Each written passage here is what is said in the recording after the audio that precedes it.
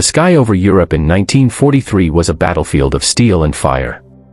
Day after day, Allied bombers tore through enemy territory, carrying the hopes of nations on their shoulders. Yet, for all their bravery, they were often met with an unrelenting force, the Luftwaffe. German fighters swarmed with precision and deadly efficiency, cutting down bomber formations with terrifying speed. The cost was immense. Entire squadrons vanished into the clouds, never to return, their crews swallowed by the chaos of war. The Allies had the courage, the determination, and the vision to strike deep into Nazi-occupied Europe, but without the means to protect their men, their efforts were haunted by loss. It was clear that something had to change. The bombers, massive and slow, could not survive unescorted over enemy territory. Fighters like the P-38 and P-47 had made an impression, but their range was limited. They could escort for a while, but the critical stages of the bombing runs left crews exposed, vulnerable to the deadly precision of German aces. Commanders in the United States and Britain knew that a new type of fighter was desperately needed, fast, nimble, and, above all, capable of accompanying the bombers all the way to Berlin and back. Across the Atlantic, American engineers worked tirelessly, driven by both ingenuity and necessity. The United States had the industrial capacity, the resources, and the unyielding belief that victory was possible. Factories churned out thousands of planes, but the challenge was not merely to build more. They needed a fighter that could dominate the skies, one that could finally give Allied aircrews a fighting chance. This plane would have to combine speed, agility, firepower, and endurance, an aircraft that would allow the Allies not just to survive, but to strike with confidence and precision. Meanwhile, intelligence reports painted a sobering picture. German pilots were skilled, well-trained, and ruthless. The Messerschmitts and Focke-Wulfs prowled the skies like predators, taking advantage of every weakness. The Allies understood that they could not meet the Luftwaffe with numbers alone. They needed a technological edge, a machine that could challenge the very best pilots Germany could produce, and turn the tide in the air war over Europe. It was during this dark and uncertain time that an idea began to take shape. The Mustang, initially designed in a rush, was an unassuming plane by appearance, but it carried within it the potential to change the course of the war. American determination combined with British expertise, the legendary Rolls-Royce Merlin engine would become its heart, unlocking performance far beyond what anyone had imagined. The Mustang would become more than a fighter. It would become a symbol of innovation, collaboration, and the indomitable spirit of the men who flew it. As 1943 drew on, the first Mustangs began to take to the skies over England, their sleek forms cutting through clouds like arrows. For the men aboard the bombers, it was a glimpse of hope. For the enemy, it would soon become a nightmare. The skies were about to change forever. In the dimly lit hangars of American factories, engineers pored over blueprints and calculations, racing against time. Every rivet, every curve of the fuselage mattered. The challenge was immense: create a fighter capable of escorting bombers deep into enemy territory, while outmaneuvering the deadliest planes the Luftwaffe could deploy. The task was daunting, but failure was not an option. Lives depended on it, and the world itself seemed to hang in the balance. The concept for the Mustang began humbly. It was an aircraft designed with speed in mind, light yet strong, built to push the boundaries of what was possible. Its designers focused on aerodynamics, creating a sleek, low-drag frame that could slice through the air with minimal resistance. Initially, the Mustang's engines were modest by war standards, and it was fast, but it had yet to show the kind of performance that would make German pilots uneasy. Yet, the true secret of its potential lay in collaboration. Across the Atlantic, British engineers were wrestling with their own designs, developing the Merlin engine, a marvel of engineering that combined raw power with reliability at high altitudes. When American and British expertise merged, the results were nothing short of revolutionary. The Merlin engine, adapted for the Mustang, transformed the aircraft into a machine capable of speeds and climbs that even the Luftwaffe could not anticipate. Suddenly, a fighter that had begun as a promising prototype became a dominant force in the sky. The Mustang could accompany bombers on missions previously thought impossible. It could engage enemy fighters on equal footing, then return its crews safely to base. And for the men who would soon fly it, it was nothing short of a revelation, a gift of engineering, courage, and vision combined. Word of the Mustang's capabilities traveled quickly among Allied command. Reports from early test flights and reconnaissance missions hinted at something extraordinary. Pilots described an aircraft that handled like a dream, nimble yet stable, with enough firepower to take on multiple opponents if necessary. The Mustang was not just another fighter, it was a promise that American industry and ingenuity could deliver what was needed when it mattered most. Meanwhile, the Luftwaffe was oblivious to the threat growing on the other side of the channel. German intelligence had noted the Mustang's presence, but initial assessments underestimated it. They assumed it was just another American design, another plane among many. They would soon learn how wrong they were. As more Mustangs arrived in England, squadrons began training and preparing for missions that would test the limits of both men and machine. Airfields buzzed with anticipation, mechanics working tirelessly to ensure each plane was perfect. Every Mustang that rolled off the assembly line was a symbol of hope, a guardian for the crews who would risk everything to bring the fight to the enemy. By the fall of 1943, the first Mustangs were ready for combat. Pilots climbed into cockpits, engines roaring, hearts pounding with a mix of fear and excitement. They took off into the skies, leaving the fields of England behind, carrying with them the weight of a mission that was about more than strategy or tactics. It was a mission of survival, of duty, and of the unyielding spirit of the Allied forces. The Mustang was about to prove that the Allies could not only match the Luftwaffe, they could surpass it. The story of the Mustang was not just a story of American ingenuity, it was a story of cooperation across oceans, of minds united by a singular goal, victory. The British had long struggled with high-altitude performance in their fighters, and the Merlin engine was their answer. When it was paired with the sleek American airframe, the result was extraordinary. Suddenly, the Mustang was no longer just fast, it was agile, it could climb, it could outfight almost anything the Luftwaffe sent against it. It was the perfect fusion of two nations' strengths, a symbol of what could be achieved when the best minds came together. British engineers had spent years refining the Merlin, tuning it for reliability at altitudes where air was thin, where engines could fail, and where dogfights often decided the fate of entire squadrons. The Americans, with their industrial might and precision manufacturing, provided a frame that was not only robust but elegant in its simplicity. The marriage of British technology and American production was seamless, almost poetic. Every rivet, every panel, every instrument in the cockpit was a result of countless hours of collaboration. And the pilots, many of them young men barely out of their teens, would soon realize that they were flying something truly special. The Mustang's abilities quickly became apparent in training flights over England. Pilots marveled at its speed and responsiveness. Where older planes had struggled at high altitude, the Mustang soared. It could dive and climb with remarkable ease, roll with precision, and maintain stability in ways that inspired confidence in even the most nervous of aviators. Its long range meant that escort missions deep into Germany were now possible, giving bomber crews a chance to reach their targets and return home safely, something that had seemed impossible just months earlier. In the halls of command, excitement and cautious optimism mingled. American and British officers discussed strategy, poring over maps and mission reports. They knew that the Mustang could change the balance in the air war, but they also understood that even the best plane was only as good as the men who flew it. Training intensified. Pilots were taught to maximize the Mustang's potential, to exploit its strengths while minimizing its weaknesses. They drilled formations, attack maneuvers, and evasive tactics, preparing for the inevitable confrontation with the Luftwaffe.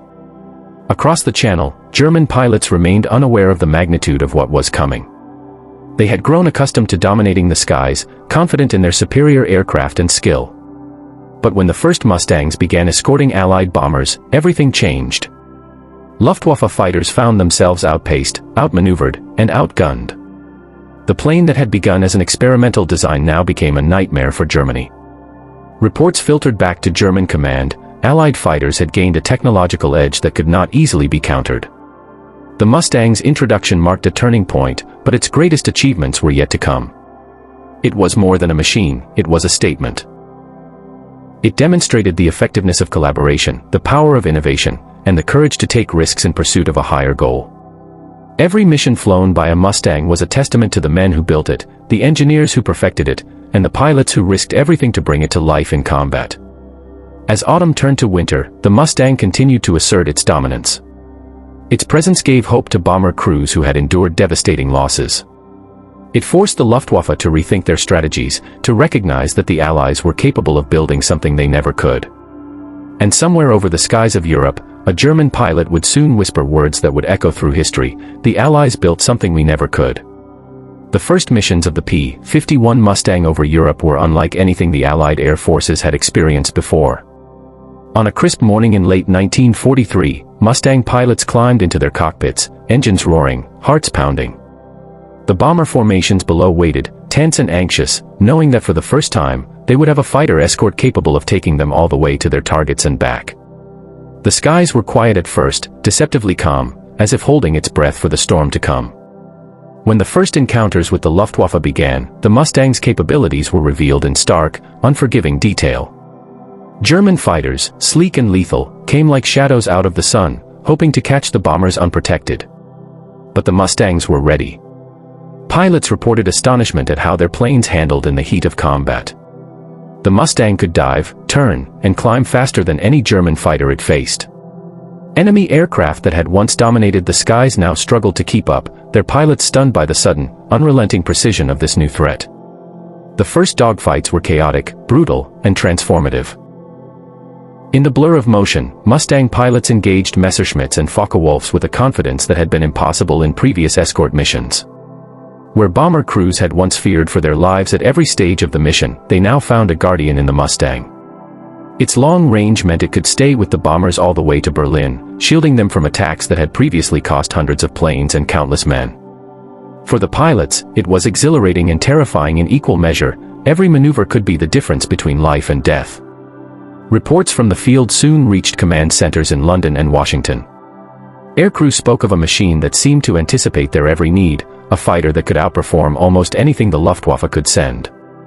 Pilots who had once doubted their chances on long-range missions now spoke of the Mustang with reverence. It was fast, deadly, and reliable, a combination that had no precedent in the air war. Confidence grew, not just in the aircraft, but in the men flying them.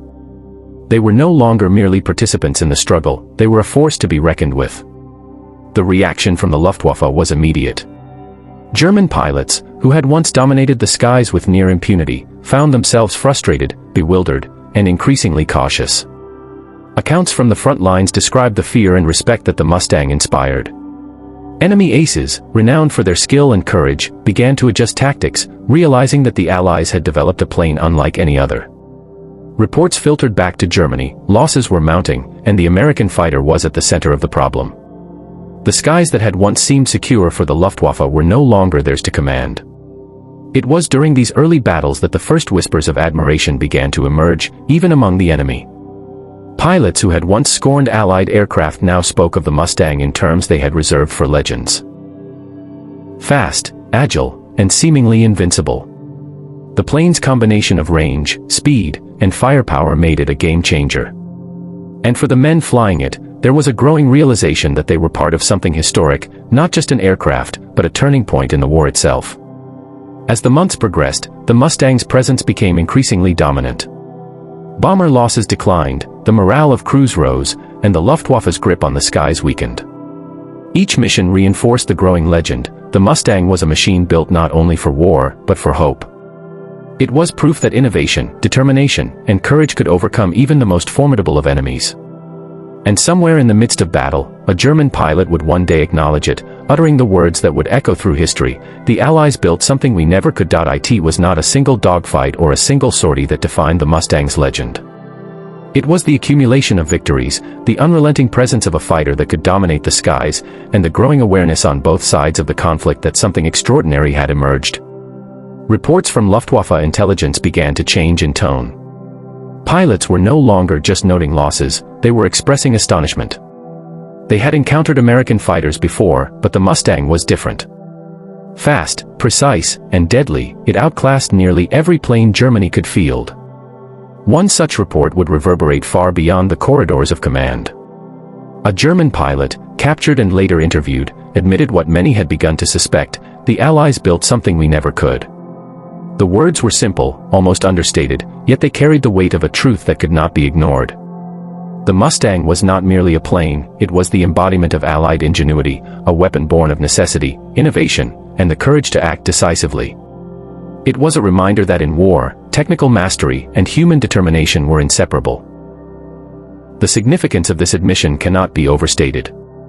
German pilots had dominated the skies for years, relying on skill, discipline, and technological advantage. They had believed they were untouchable, their machines superior. But the Mustang shattered that illusion. The plane's speed allowed it to intercept enemy fighters before they could strike. Its maneuverability gave American pilots an edge in dogfights that had previously seemed hopeless. And its long range meant that Allied bombers were no longer vulnerable to attacks deep within Germany. It was a comprehensive solution to a problem that had plagued the Allies for years, and it worked. For the men who flew the Mustang, the acknowledgment from the enemy was both humbling and affirming. Letters sent home to loved ones described the thrill of flying a plane that inspired fear in its adversaries. Diaries spoke of tense encounters in the clouds, of evasive maneuvers and the exhilaration of turning the tide in the air. The Mustang was not just an aircraft, it was a symbol of hope, courage, and the belief that the Allies could achieve what had once seemed impossible.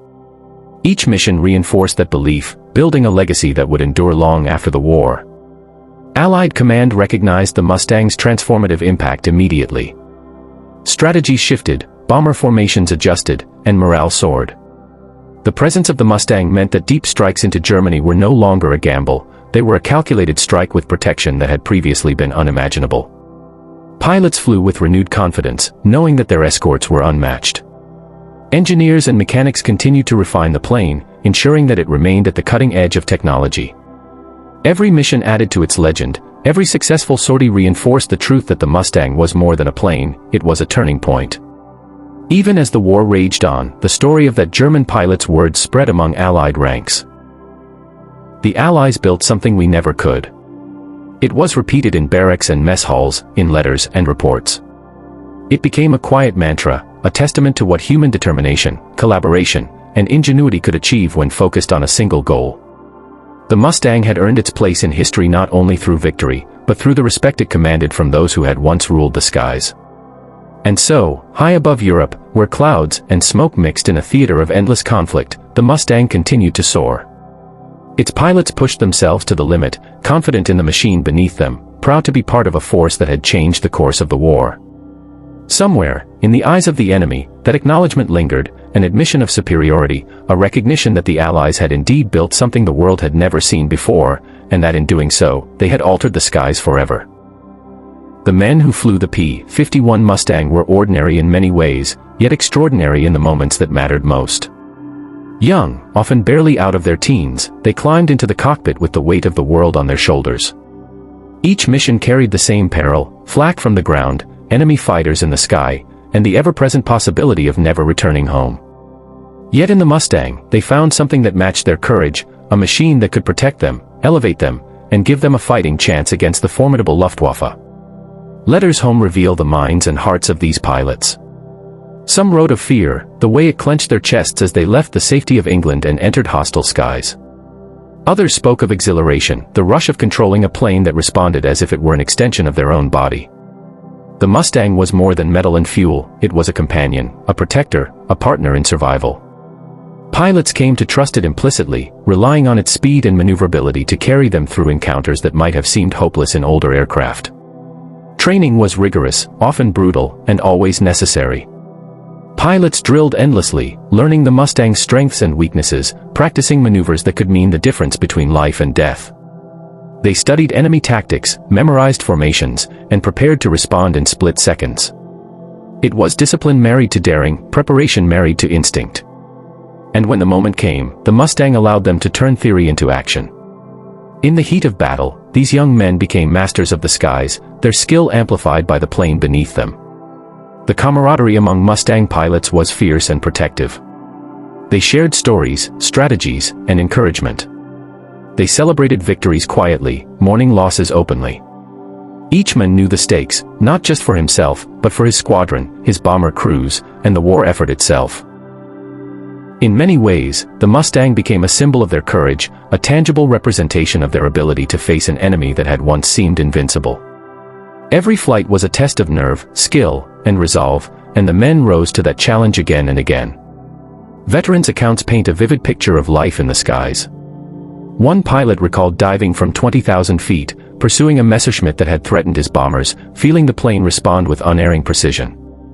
Another spoke of escorting a formation through flak-heavy skies over Germany, trusting the Mustang to outpace enemy fighters and guide the bombers safely home. Each story is a testament to bravery, to skill, and to the intimate bond between pilot and aircraft. It wasn't just combat skill that mattered. Mental fortitude, quick decision-making, and relentless focus were essential. The Mustang demanded respect. Pilots learned to anticipate its reactions, to push it to its limits without crossing them, and to rely on it when the skies became a theater of chaos. And in return, the Mustang delivered, time and time again, saving lives, turning the tide of missions, and earning the awe of those who flew alongside it and even those who faced it in battle. The P-51 Mustang became more than a weapon. It became a symbol of what the Allied air forces could achieve. It reflected the courage, determination, and ingenuity of the men who built it, maintained it, and flew it into the most dangerous skies in history. And as each young pilot climbed into the cockpit, they carried with them not only their own bravery but the legacy of every engineer, mechanic, and soldier who had contributed to the Mustang's rise. High above Europe, the Mustang soared, a streak of silver and red, a guardian of freedom, and a testament to the indomitable spirit of those who dared to fight. Every mission flown was a story of courage, and every return to base was a quiet victory against the forces that had once seemed unbeatable. The legend of the Mustang was written not only in history books, but in the lives of the men who risked everything to fly it. With the P-51 Mustang now in full operational use, the air war over Europe began to change in ways that few had anticipated. The skies that had once been dominated by the Luftwaffe were no longer their uncontested domain. Allied bombers, previously vulnerable during the most dangerous portions of their missions, now had a guardian in the Mustang. Its long range allowed fighters to escort formations deep into Germany, over industrial centers, rail hubs, and strategic targets that had previously been out of reach.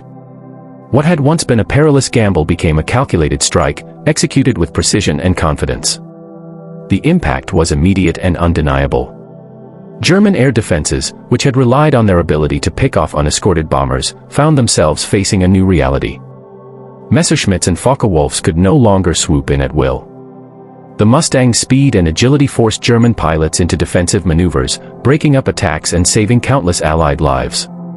Each successful mission reinforced a growing sense of inevitability. The Luftwaffe could no longer hold the skies, and the balance of air power was shifting irrevocably in favor of the Allies. Bomber crews began to speak of the Mustang with gratitude and awe. They recalled the moments when enemy fighters appeared from the sun, only to find the Mustang intercepting with a ferocity they had never faced. B-17s and B-24s, once sitting ducks in hostile airspace, could now rely on the precise protection of these extraordinary fighters. Every mission that returned safely bolstered morale, and every Mustang that engaged the enemy and returned unscathed added to the growing legend. The strategic implications were profound. The Allies could now target Germany's industrial heart with unprecedented accuracy. Synthetic oil plants, rail networks, and aircraft production facilities were no longer safe from the destructive reach of Allied bombers. Each strike weakened the German war machine, while the Mustang ensured that more crews returned home to fight another day.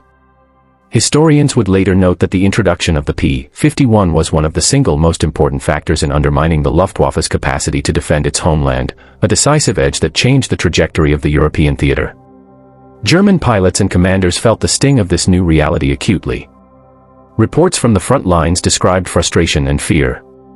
The Mustang was everywhere, fast enough to intercept before strikes could succeed, agile enough to evade counterattacks, and durable enough to survive the chaos of battle. German aces, once confident in their dominance, now approached encounters with caution, their pride tempered by the sobering realization that the Allies had achieved something truly exceptional. The Mustang's influence extended beyond the battlefield. Its presence symbolized the ingenuity and industrial might of the United States, and the collaboration with Britain only underscored the power of Allied unity. Every mission was a demonstration of what could be achieved when skill, technology, and determination converged toward a single purpose. And as pilots returned to base, engines humming and skies cleared, the men who flew these missions carried with them a growing sense of pride, not just in themselves, but in what their nations had built together. It was in these missions, amid flak and enemy fire, that the Mustang cemented its reputation. It became a plane that inspired confidence, fear, and respect simultaneously. Allied forces realized they had gained more than a fighter, they had gained a strategic advantage that would shape the final months of the war. And somewhere in the German command, frustration grew, as they were forced to acknowledge, often reluctantly, that the Allies had achieved what they could not, a machine that combined range, speed, and firepower to dominate the skies. In the clouds above Europe, the Mustang became a harbinger of change.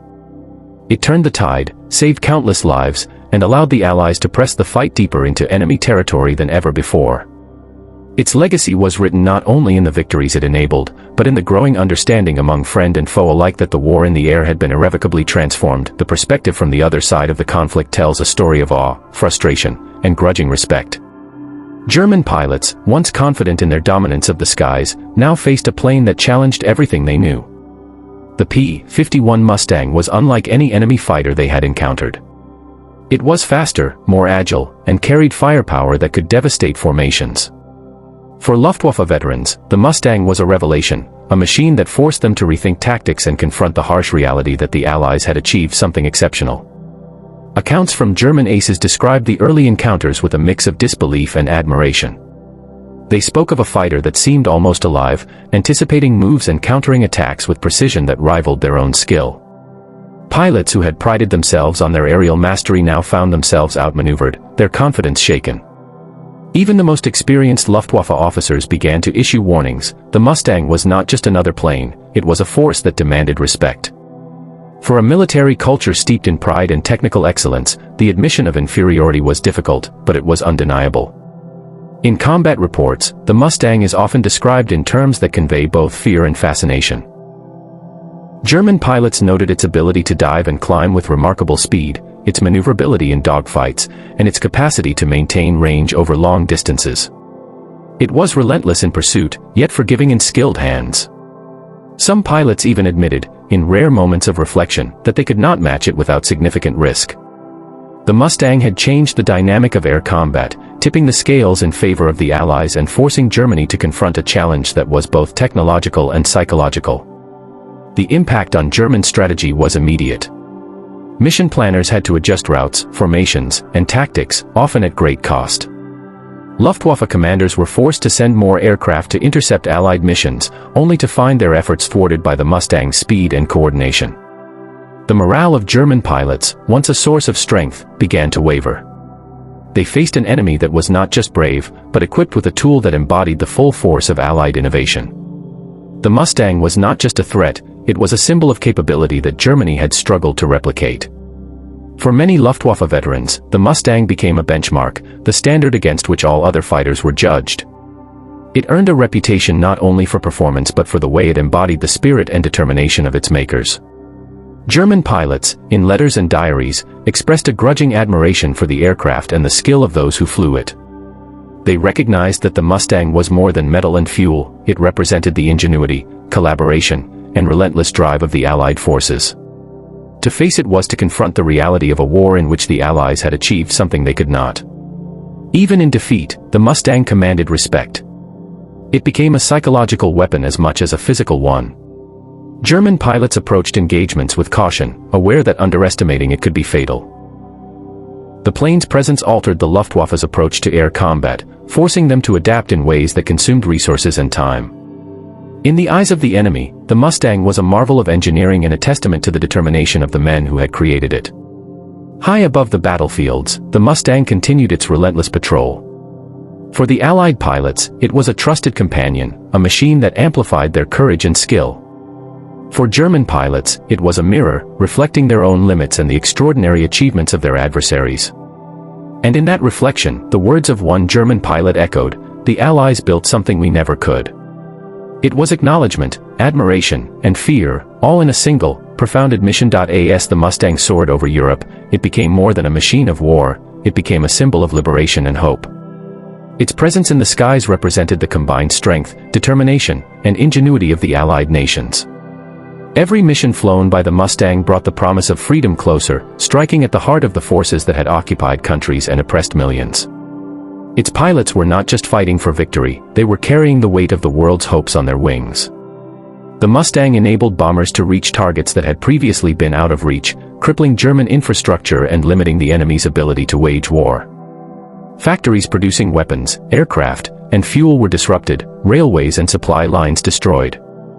Each strike weakened the German war machine, but it also strengthened the morale of the occupied nations, who watched as the Allies penetrated deeper into their oppressors' territory. The Mustang became a symbol of protection, a guardian in the sky for those living under tyranny, and a sign that the end of occupation was approaching. For the pilots, every mission carried a profound sense of purpose. They flew over towns and villages, often seeing the faces of civilians who had endured hardship and fear. They understood that their work was about more than strategic objectives, it was about giving people a chance at freedom.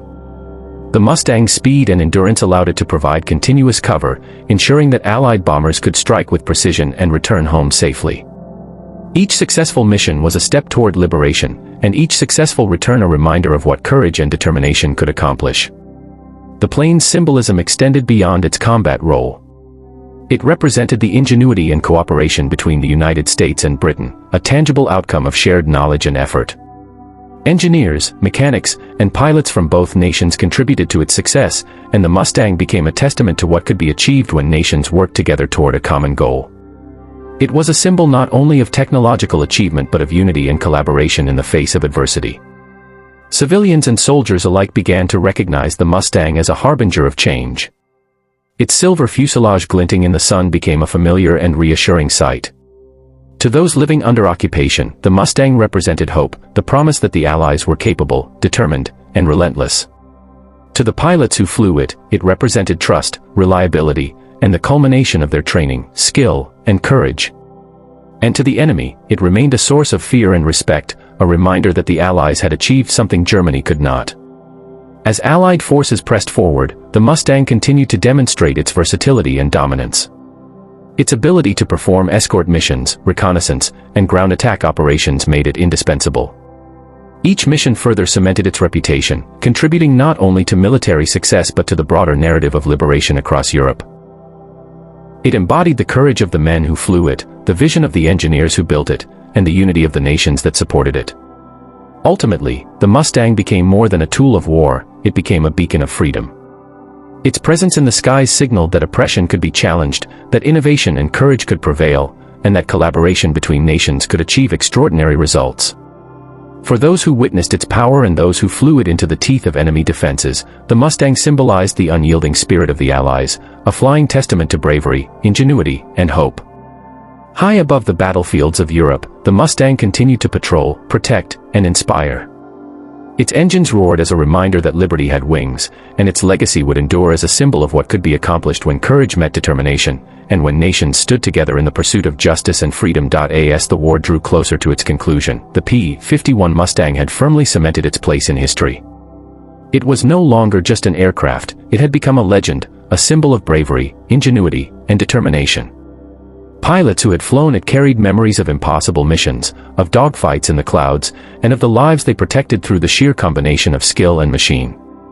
For many, the Mustang was more than a plane, it was a trusted companion, a partner in survival, and a testament to what could be accomplished when courage met innovation. Veterans would later recall the feeling of gripping the controls, listening to the roar of the Merlin engine, and feeling the plane respond like an extension of themselves. Each mission was a mix of adrenaline and fear, precision and instinct. The Mustang's presence changed the dynamic of the air war, tipping the balance in favor of the Allies and enabling operations that had once been deemed impossible.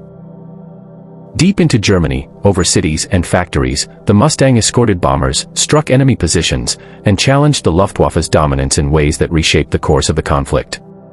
Even after hostilities ceased, the legend of the Mustang endured.